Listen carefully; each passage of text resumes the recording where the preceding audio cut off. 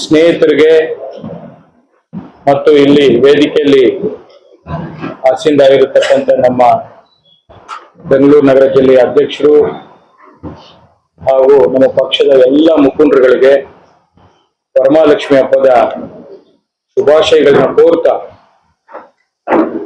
ಇವತ್ತಿನ ದಿನ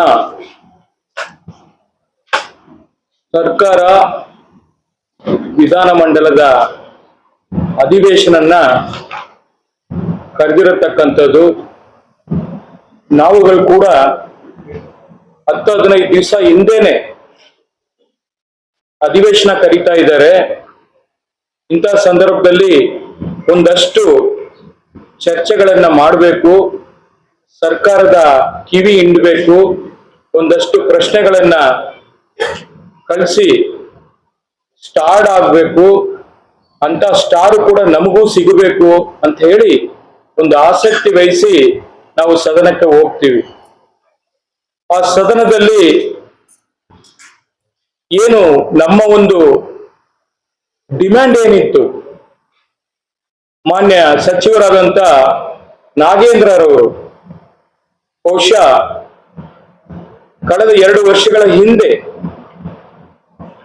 ವಾಲ್ಮೀಕಿ ನಿಗಮದ 187 ಕೋಟಿಯನ್ನ ಲೂಟಿ ಮಾಡಿ ಬೇರೆ ಬೇರೆ ಚುನಾವಣೆಗೆ, ಬೇರೆ ರಾಜ್ಯಗಳ ಚುನಾವಣೆಗೆ ಏನು ಅಕೌಂಟ್ ಅಲ್ಲಿ ವರ್ಗಾವಣೆ ಮಾಡಿ ಅದೇನು ದೊಡ್ಡ ಮಟ್ಟದ ದಲಿತರ ವಿರೋಧಿ ಸರ್ಕಾರ ಅಂತ ಹೇಳಿ ಏನ್ ಬಿಂಬಿಸಿ ಮಾನ್ಯ ಹಿಂದಿನ ಮುಖ್ಯಮಂತ್ರಿಗಳಾದಂತ ಸನ್ಮಾನ್ಯ ಸಿದ್ದರಾಮಯ್ಯನವರು ಹೌದು 187 ಕೋಟಿ ಅಲ್ಲ, ಬರೀ 87 ಕೋಟಿನೇ ಬಂದಿರೋದು, ತಗೊಂಡಿದ್ದಾರೆ, ಅದು ಆಗಿದೆ, ಅದು ದುರ್ಬಳಕೆ ಆಗಿದೆ ಅಂತೇಳಿ ಅವರೇ ಸದನದಲ್ಲಿ ಒಪ್ಕೊಂಡಿರತಕ್ಕಂಥದ್ದು.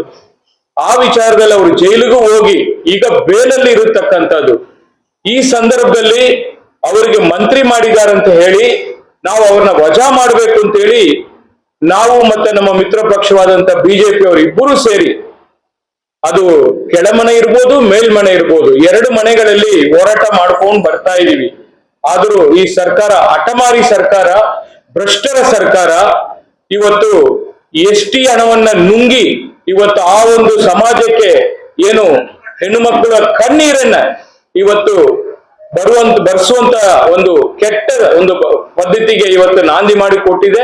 ಅದರ ವಿರುದ್ಧವಾಗಿ ನಾವು ಏನು ಸೋಮವಾರದಿಂದ ನಿನ್ನೆ ಶುಕ್ರವಾರದವರೆಗೂ ಪ್ರತಿಭಟನೆಯನ್ನ ನಿರಂತರವಾಗಿ ಮಾಡಿದ್ವಿ. ಆದರೆ ಒಬ್ಬ ಮಂತ್ರಿ ಕೂಡ ಸರ್ಕಾರದ ಪರವಾಗಿ ಏನು ನಡೆಯಿತು, ಏನು ಆಗ್ಬೇಕು ಅನ್ನೋದ್ರ ಬಗ್ಗೆ ಚರ್ಚೆ ಮಾಡಕ್ಕೆ ಆಗ್ಲಿಲ್ಲ.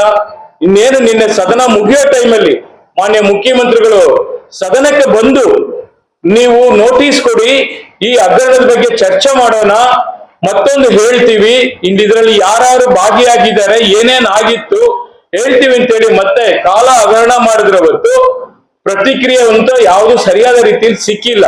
ಇದು ಒಂದು ಕಡೆ. ಇನ್ನೊಂದು ಕಡೆ ಆಗ್ಲೇ ನಮ್ಮ ರಮೇಶ್ ಗೌಡ್ರು ಹೇಳ್ದಂಗೆ ಬೆಂಗಳೂರು ನಗರದಲ್ಲಿ ಇವತ್ತೇನು ನಮ್ಮನ್ನ ನಾವು ಈ ಒಂದು ಜೀವಿಯ ವಿಚಾರದಲ್ಲಿ ಇವತ್ತು ಚುನಾವಣೆ ಮಾಡ್ತಾರೆ, ನಾಳೆ ಚುನಾವಣೆ ಮಾಡ್ತಾರೆ, ಇನ್ನೇನು 5 ಪಾಲಿಕೆ ಆಯ್ತಲ್ಲ ಅಂತ ಹೇಳಿ ನಾವೆಲ್ಲ ಕೂಡ ಇವತ್ತು ಚುನಾವಣೆಗೆ ತಯಾರಾಗಿರತಕ್ಕಂಥ ಸಂದರ್ಭದಲ್ಲಿ ಒಂದಲ್ಲ ಒಂದು ನೆಪವನ್ನ ಹೂಡಿ ಇವತ್ತು ಈ ರಾಜ್ಯ ಸರ್ಕಾರ ಡ್ರ್ಯಾಗ್ ಮಾಡ್ತಾ ಇರತಕ್ಕಂಥದನ್ನ ನಾವು ನೋಡ್ತಾ ಇದೀವಿ. ಯಾಕೆಂದ್ರೆ ಇವತ್ತು ಯಾವುದೇ ಅಧಿಕಾರಿಗಳು ಕೆಲಸ ಮಾಡಕ್ಕೆ ರೆಡಿ ಇಲ್ಲ. ಬೆಂಗಳೂರು ನಗರದಲ್ಲಿ 5 ಪಾಲಿಕೆ ಆಗಿದೆ, ಬರೀ ನಾಮಕರಣ ಆಗಿದೆ, ಬರೀ ನೇಮಿಂಗ್ ಚೇಂಜ್ ಆಗಿದೆ ಬಿಟ್ರೆ ಬೇರೆ ಯಾವುದು ಕೆಲಸ ಆಗ್ತಾ ಇಲ್ಲ. ಒಬ್ಬ ಶಾಸಕರಿಗೂ ಕೂಡ ಅವರು ಕೆಲಸ ಮಾಡಿಸುವಂತ ಶಕ್ತಿ ಕೂಡ ಇಲ್ಲ. ಯಾಕೆಂದ್ರೆ ಅಧಿಕಾರಿಗಳು ಯಾರು ಮಾತನ್ನು ಕೇಳ್ತಾ ಇಲ್ಲ. ಕಾಂಗ್ರೆಸ್ ಶಾಸಕರೇ ನೋವನ್ನ ತೊಡಗಿಸ್ಕೊಂತಾ ಇರತಕ್ಕಂತ ಒಂದು ಘಟನೆಗಳನ್ನ ನಾವು ಗಮನಿಸ್ತಾ ಇದೀವಿ. ಇವತ್ತು ಬೆಂಗಳೂರು ನಗರದಲ್ಲಿ 1,40,00,000 ಜನಸಂಖ್ಯೆ ಇರತಕ್ಕಂತ ಈ ಒಂದು ನಗರದಲ್ಲಿ 1.5 ಕೋಟಿ ವೆಹಿಕಲ್ಗಳು ಓಡಾಡ್ತಾ ಇರತಕ್ಕಂಥದ್ದು, 1,50,00,000 ವಾಹನಗಳಿದೆ.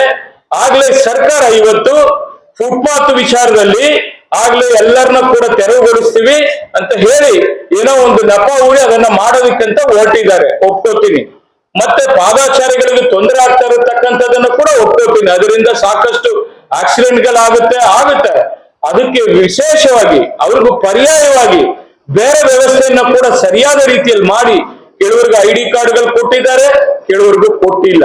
ಅದನ್ನು ಕೂಡ ಸರಿಯಾದ ರೀತಿಯಲ್ಲಿ ಅವರು ನಿಭಾಯಿಸ್ತಾ ಇಲ್ಲ. ಇವತ್ತು 30ನೇ ತಾರೀಕು ಗಡುವನ್ನ ಕೂಡ ಕೊಟ್ಟಿದ್ದಾರೆ. ಬಹುಶಃ KBJ ಅಂತ ಅವ್ರನ್ನ ಕರಿತೀವಿ, ಕೃಷ್ಣ ಬೈರೇಗೌಡ್ರನ್ನ. ಆ ಕೃಷ್ಣ ಬೈರೇಗೌಡರು ಮಾನ್ಯ ಸಚಿವರು ಇವತ್ತು ಬಹಳ ಸೂಕ್ಷ್ಮವಾಗಿ ಅಚ್ಚುಕಟ್ಟಾಗಿ ಕೆಲಸ ಮಾಡಬೇಕು ಅನ್ನೋದು ಒಂದು ಛಲ ಇಟ್ಕೊಂಡು ಮುಂದೆ ಬಂದಿದ್ದಾರೆ. ಆದರೆ ಅಧಿಕಾರಿಗಳು ಅದಕ್ಕೆ ಯಾವುದೇ ರೀತಿಯಲ್ಲಿ ಸರಿಯಾದ ಒಂದು ಸ್ಪಂದನೆ ಸಿಗ್ತಾ ಇಲ್ಲ ಅನ್ನೋದನ್ನ ನಾನು ಈ ಸಂದರ್ಭದಲ್ಲಿ ಹೇಳಲಿಕ್ಕೆ ಬಯಸ್ತಾ ಇದ್ದೀನಿ. ವಿಶೇಷವಾಗಿ ಈ ಪಾರ್ಕಿಂಗ್ ಸ್ಲಾಟ್ ಏನು ಸರ್ಕಾರ ಇವತ್ತು ಏನು ಒಂದು ದರೋಡೆ ಸರ್ಕಾರ, ಇದು ಒಂದು ಪಿಕ್ ಪಾಕೆಟ್ ಸರ್ಕಾರ. ಜನರು ಮನೆ ಟ್ಯಾಕ್ಸ್ ಕಟ್ತಾರೆ, ಸರ್ಕಾರ ರಾಜ್ಯ ಸರ್ಕಾರದ ಎಲ್ಲಾ ತರ ಟ್ಯಾಕ್ಸ್ ಗಳನ್ನ ಕಟ್ತಾರೆ. ಅವ್ರ ಮನೆ ಮುಂದೆ ವೆಹಿಕಲ್ ನ ನಿಲ್ಸಿದ್ರೆ ಮತ್ತೆ ಅವ್ರಿಗೆ ಪೆನಾಲ್ಟಿ ಕಟ್ಬೇಕೇನ್ರಿ? ಅವ್ರ ಮನೆ ಮುಂದೆ ಅವ್ರ ವೆಹಿಕಲ್ ನ ನಿಲ್ಸ್ಕೊಳಕ್ಕೆ ಅಧಿಕಾರ ಇಲ್ವಾ? ಏನ್ ತಿಳ್ಕೊಂಡಿದ್ದೀರಾ ನೀವು? ಇವತ್ತು ನಿಮ್ಗೆ ಬಹುಮತ ಇರ್ಬೋದು, ನೀವೇನ್ ಶಾಶ್ವತವಾಗಿ ಗೂಟ ಹೊಡ್ಕೊಂಡು ಕೂತಿರ್ತೀರಾ? ಯಾವತ್ತು ಜನರ ಸಹಮತನೂ ತಗೋಬೇಕು. ಅದನ್ನ ಬಿಟ್ಟು ಇವತ್ತು ಇವತ್ತು ಜನರನ್ನ ಸುಳಿಗೆ ಮಾಡುವಂತ ಕೆಲಸ ಆಗ್ಬಾರ್ದು. ಇದನ್ನ ನಾನು ಈ ಸರ್ಕಾರಕ್ಕೆ ಎಚ್ಚರಿಕೆಯನ್ನ ಕೊಡ್ಲಿಕ್ಕೆ ಬಯಸ್ತಾ ಇದ್ದೀನಿ.